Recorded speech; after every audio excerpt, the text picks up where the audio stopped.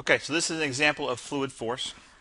I have everything already worked out. I thought maybe that might make the video go a little bit faster, and so I'll talk through all the steps.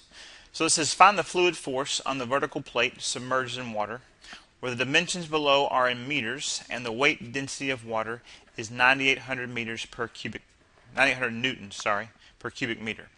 All right, so first of all, they gave me the picture here. So the picture told me that was 3 meters below the water surface. And then the shape here was a triangle, 9 meters on the vertical side and 6 meters on the horizontal side. Now, you want to be consistent whenever you set these problems up. So what I always like to do, so that I kind of have something to go by, is I always like to draw the water level as the x-axis. And that makes a lot of things, to me, it makes a lot of things work out nicer for you. Not always, but the majority of the time the things will work out pretty nice for you. So this is my water level as being the x-axis. So since I'm doing fluid force on a vertical plate, I know that I need integration. So what I did is I took this picture and I translated it to an x and y axis. So I drew my water level as the x-axis, and then since I was 3 meters below the water surface, I dropped down 3 meters and labeled that point as 0, -3. Came down 9 more, labeled that one as 0, -12.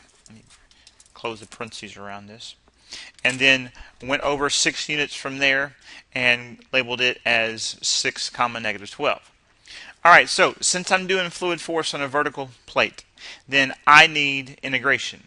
So I need the weight density, which they gave me is 9,800 newtons per cubic meter, and then I need two pieces. I need h of y and I need L of y. To get both of those, we're going to take a slice horizontally. Alright, so when we take that slice horizontally, what I need is I need two things about that slice. I need its depth. That's what h of y represents. That represents its depth at any point in time. And then L of y, that represents the length of that slice. So, to find the depth at that slice right there, I got to measure from the water level down. So I'm measuring from the water level. So that's why I'd like to put that at 0, 0, or the x-axis. So I'm at 0, 0, and I'm dropping down to wherever I'm at on this slice. And so the coordinates of that point are just some 0, y value. And my y values are ranging from -12 to -3 for my plate there. So this is just some y value. So if I measure that height there, the depth there, measure from the top down, my h of y is going to be 0 minus y, which is going to give me -y. So I have my depth as -y. Now the other piece that I need is I need the length of that slice that I took. Well, to get that, since I'm going to stack these slices horizontally, I need to get everything over here in terms of y. So to do that, what I'm going to do is I'm going to find out the equation of this. If I extended it, it would be a line. But I'm going to find the equation of that segment right there. And I'm going to use those 2 points in just a little bit of basic algebra. So come down here with me a little bit.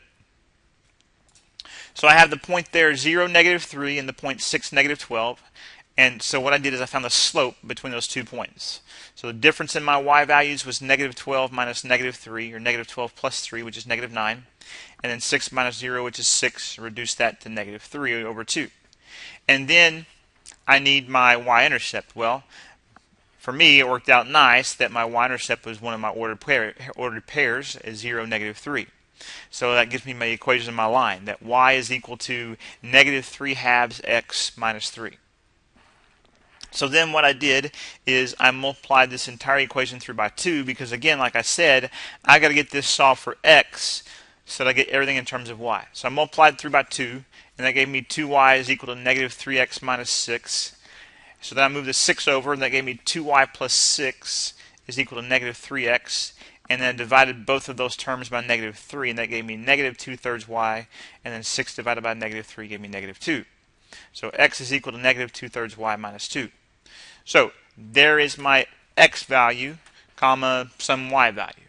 And so the length of that slice is the distance it is from 0 to -2/3 y minus 2, which is just going to be -2/3 y minus 2. Need those two pieces every single time. You need your depth measured from this water level down, and you need the length of that slice. Now, the other thing I want to mention to you is that your shape is going to, of your plate, in this case is a triangle, but whatever your shape is going to determine how you're going to find the equations of how you're going to find these lengths. And in this case I had to find the equation of that line because it had a line that had some slant and some slope to it. But the shape is going to change those things. If the shape is symmetric, meaning like a square, rectangle, something like that, or a circle, something like that that was symmetric, then what I would do is I would draw half of it on the left-hand side of the y-axis and half of it on the right-hand side of the y-axis. That'll make your L of y a lot easier to find. In this case, since this shape is a triangle, it's not symmetric, I drew it right on the y-axis, which made everything else work out nice for me. So it's just kind of a tip or a rule of thumb that I go by. Alright, so now I have everything that I need. I have that my fluid force is the weight density, which is 9,800, times, now my y values, depending on how you draw your picture, your y values, when I take these slices, all these slices are going to go from my y value of negative 12 up to my y value of negative 3, every one of my slices for that plate there. So I'm integrating from negative 12 to negative 3, but again, your bounds will change depending on how you draw your shape. And for me, I always draw the water level at the x-axis, but you don't necessarily have to do that, so it's your call. Alright, so in this case, I'm integrating from negative 12 to negative 3 of my h of y, which is negative y, times my L of y, which is negative 2/3 y minus 2. And from here, this is the easy part. But distribute the negative y in there, you get 2/3 y squared plus 2y, dy.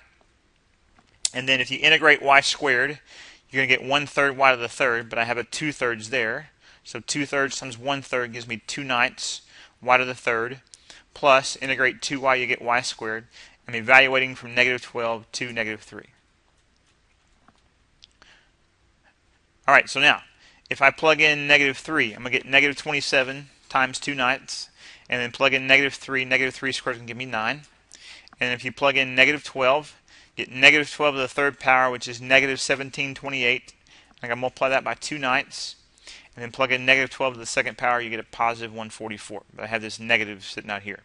So negative 27 times 2/9 is negative 6 plus 9. Negative 1728 times 2/9 is negative 384. You get a minus and then a negative, so that turns that to a positive. And the minus and this positive, going to turn that into a negative 144. So combine all those numbers, you get 243 times your 9,800. And then 9,800 times 243 is going to give you 2,381,400 newtons. Now, the meters disappear because this inside here was in terms of cubic meters, and this had per cubic meter, so my meters canceled and just left me with my newtons there. But again, the integration, not that big of a deal. The main thing is the three things with your setup. Your bounds on your integral, just like with your work problems, your bounds on your integral are extremely important, and that depends upon how you draw your picture here.